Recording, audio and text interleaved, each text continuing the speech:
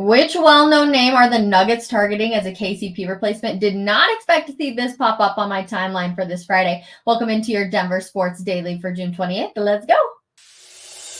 Taking you through your morning headlines, it's Denver Sports Daily with Rachel V. Hill. Before we get into the well-known name, we have to talk about Colorado Avalanche superstar Nathan MacKinnon being a big winner last night at the NHL Awards on Thursday in Las Vegas, taking home his first Hart Trophy. Yes, this is a major deal. So awarded to the NHL's MVP. Essentially, MacKinnon is chosen by media members, by writers, by all sorts of people. Plus, he was also selected by players to be the NHL's best. So he's been close to winning the Hart before, but has never won it, at least until now. So MacKinnon beat out Tampa Bay's Nikita Kucherov and Edmonton's Connor McDavid for the honor, proving his season was among the greatest and extremely qualified candidates, that's for sure. So MacKinnon was a monster for the Avalanche this season, registering 140 points, by far the most in his career, and his previous high was 111 last year. MacKinnon also scored 50 goals for the first time this season. Yeah, you heard me say that right. Finishing with 51 total to go along with 89 assists. Both were easily the most he's ever tallied. He had 2 4-goal games, a natural hat trick, and the second longest home point streak in the NHL. Do we all remember every single game at Ball Arena? We were like, is he going to extend it? Is he going to extend it? Is he going to extend it?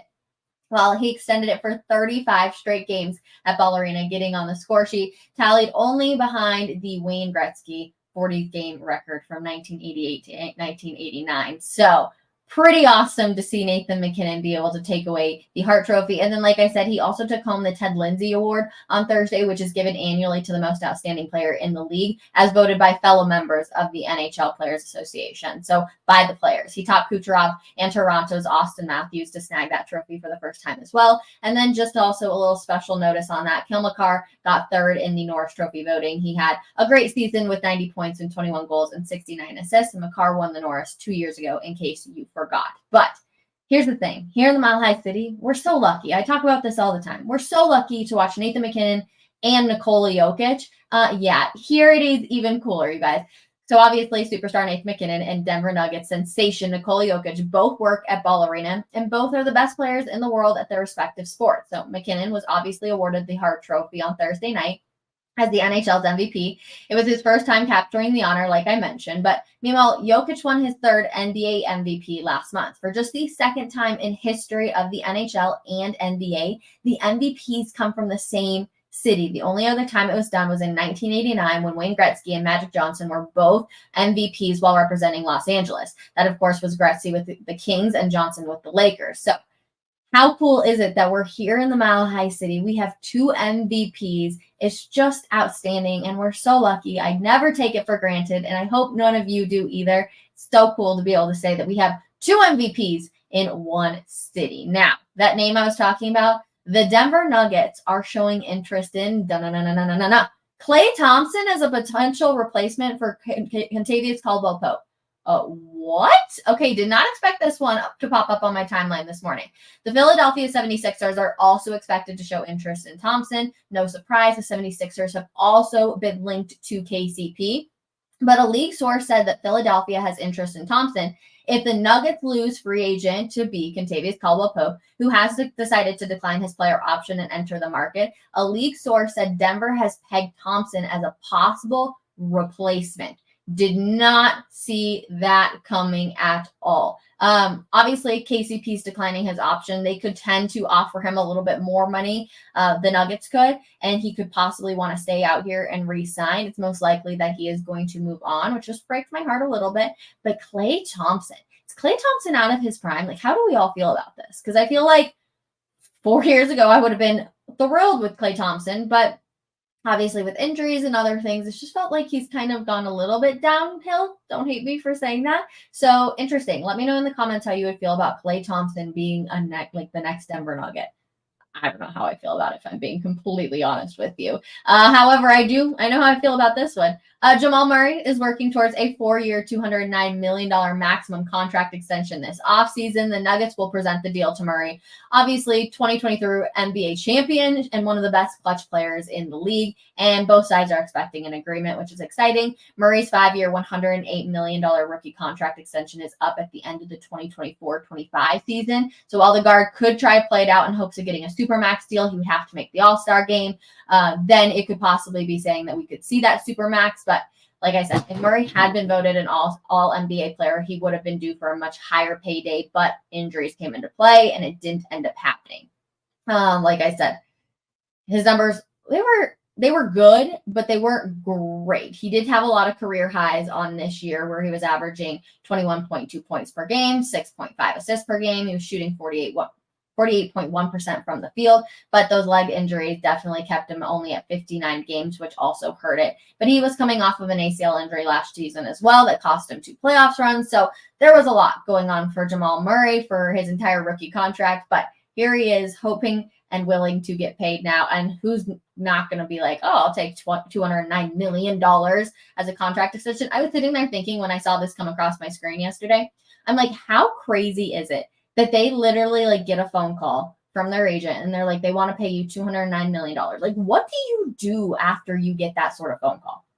Do you go out to dinner? Is it just another day in the books for these type of guys? It's always one of the curiosity things where I'm like, I would just pay so much money to be a fly on the wall and see what that looks like after you get so much money for just one phone call. I don't know. It's crazy. Like I did mention, though, Kentavious Caldwell-Pope is declining his $15.4 million player option for the 2024-2025 season to become a free agent. Just breaks my heart. Shams reported that KCP is expected to receive interest from multiple teams. I mentioned the 76ers being one. Jake Shapiro thinks that the Orlando Magic could be another one, but he has declined the $15 million option.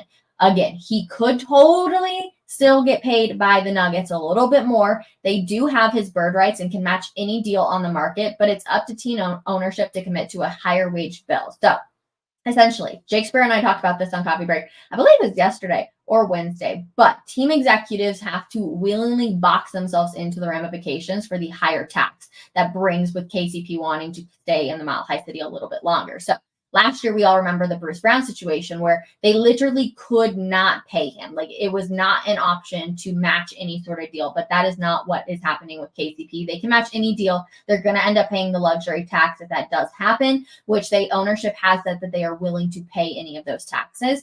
Caldwell Pope played 76 games in 2023 and 2024. He averaged 10.1 points, 2.4 assists, 2.4 rebounds, 1.3 steals, and 0.6 blocks on 41% shooting from the deep. But here's the thing. This is where KCP really thrives. His defensive rating is 111 when KCP was on the floor, which was 36th best among players who played at least 65 games and 20 minutes a night. The KCP is so good defensively, and that's going to be the scary thing for the Nuggets if they end up letting him go, which could honestly, like I said, it's just going to break my heart. But we don't know.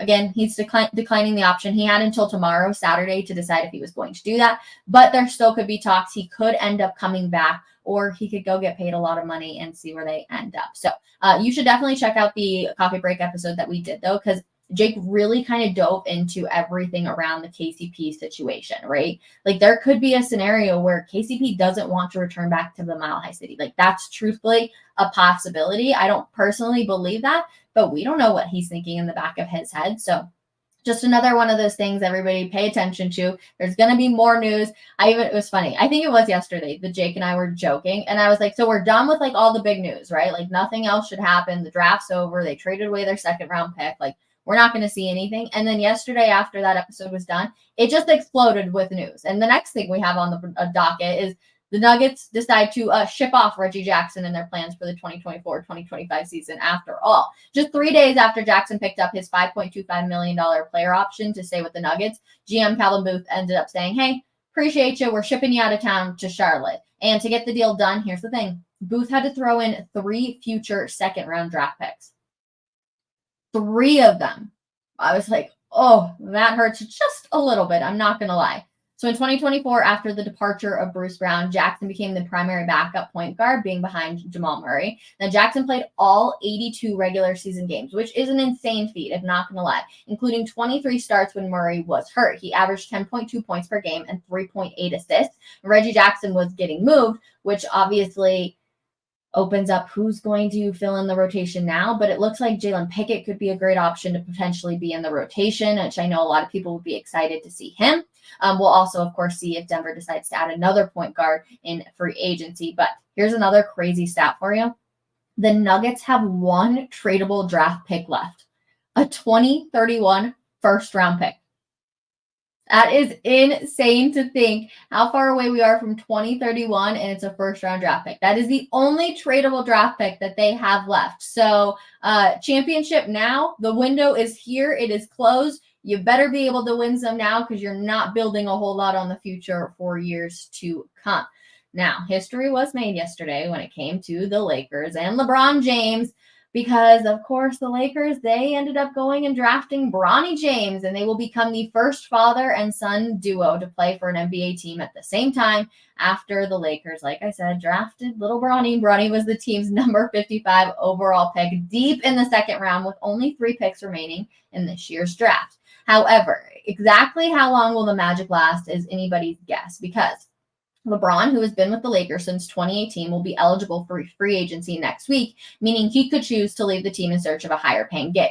Now, let's be real. It's not like LeBron James probably needs a whole lot of money, but we do know that they come out and say, quote unquote, we know and have to respect, of course, that LeBron had the decision to opt out. This comes from the Lakers general manager. He says, but if it worked out that he was on our team next season, NBA history could be made, and NBA history should be made in a Lakers uniform. So Bronny James and LeBron James, will we ever see them on the court in an actual NBA game together? That is a question only they probably know the answer to.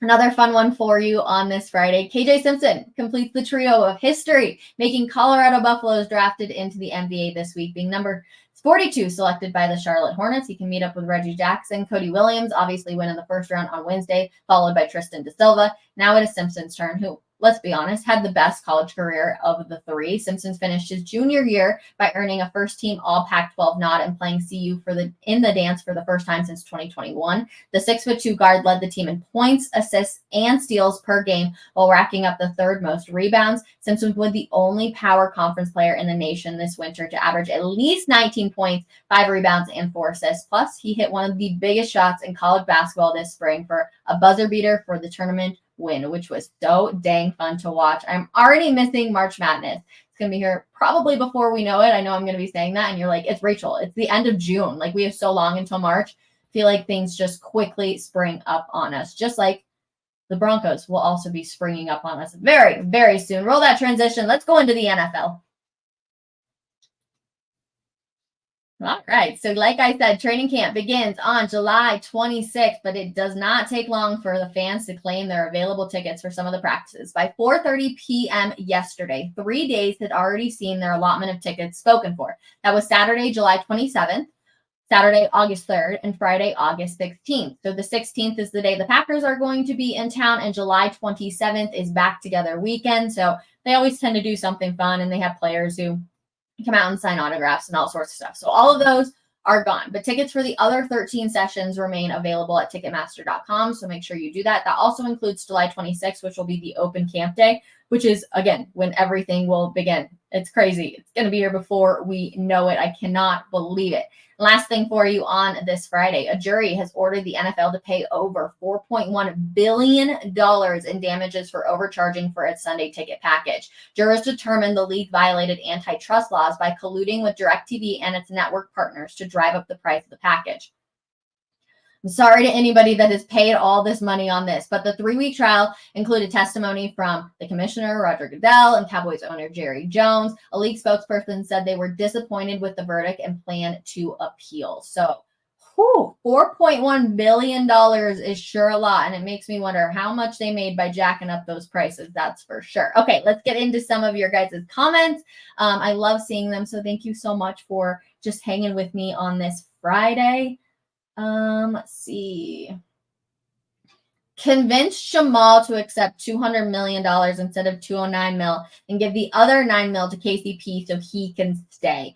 I see what you're trying to do there, but I think KCP is going to be going after more than just an additional $9 million. I think he's really looking to probably get some serious cash if he's going to do it. This is probably his last contract. So he's thinking, all right, I really need to go out there and make enough money for my family to hopefully live off of that for the rest of forever, and for future generations as well. So I don't think we're going to see any sort of stuff right there. Jamal is probably going to take that 209. Actually, they pretty much have already said he's going to take that 209, and that will be that. Klay was a name I never thought of him as a Nugget. Please, no. I woke up and I saw this and I was like, wait a second. Klay Thompson in a Denver Nuggets uniform. Like, that just doesn't feel right. Granted, it doesn't feel right to see Klay in any uniform besides a Golden State Warriors one. Like, that trio, right? Klay, Steph, Draymond. Seeing them in any sort of other jersey just doesn't feel right at all. So it's crazy that here we are talking about Klay Thompson possibly coming to be a Denver Nugget or a Philadelphia 76er. One way or another, it's a very, very strange mix. Let's see.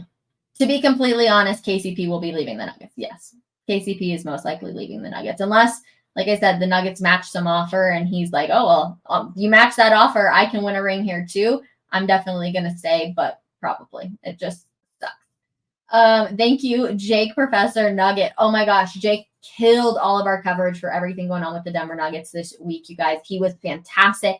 Anything and everything you want to know, you can find the answers to on denversports.com. So check it out. Plus, he deep dive into a lot of things when it came to coffee break this week. He's also going to be on with me again today because, again, so much happened with the Nuggets yesterday. And Jake can also talk to me about Nathan MacKinnon and the heart and how exciting that is. So plenty of good stuff from Jake. I appreciate all of the work he's put in this week.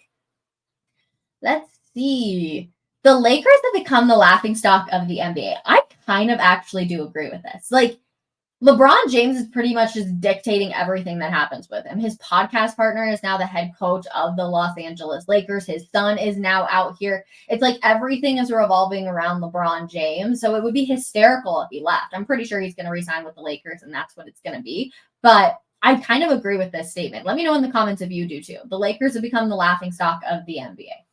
I think that's the truth. I'm not going to lie. Yes. Let's see. LOL, I can't dump my season tickets quick enough. Team is going to be super bad. Are you talking about the Broncos? Are you talking about the Nuggets? Which team are we talking about here when it comes to season tickets? Because I wouldn't dump either one of them if I'm going to be completely honest with you. Yes, the Broncos are struggling right now. We can talk about that. Trust me, but don't dump your season tickets because there's a line of like 50,000 people. So you will never get those season tickets back. So don't dump those. Keep those underneath your name if you have them. You're one of the lucky ones.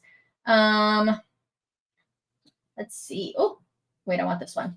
I'd like us to get Klay as the sixth man like Ray Allen, roll with the Heat to have CB start. Klay would be the bench spark plug we need.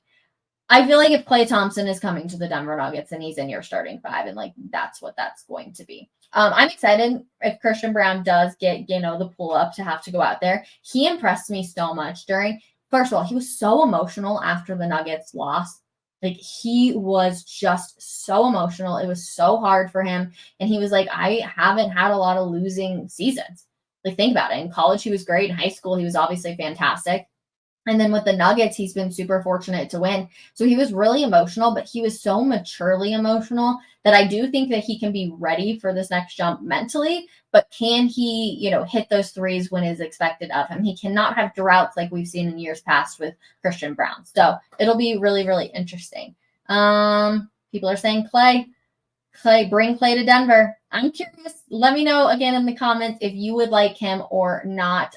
That's going to do it for today's episode of Denver Sports Daily. Like I said, we're going to be talking about Klay Thompson possibly coming to Denver again. Come hang out with Jake Shapiro and I on coffee break. We're going to be talking about Nathan MacKinnon winning the heart, all of the moves and what this means for Denver. Again, you ship off Reggie Jackson plus 3 second-round picks, and you got what? Nothing in return?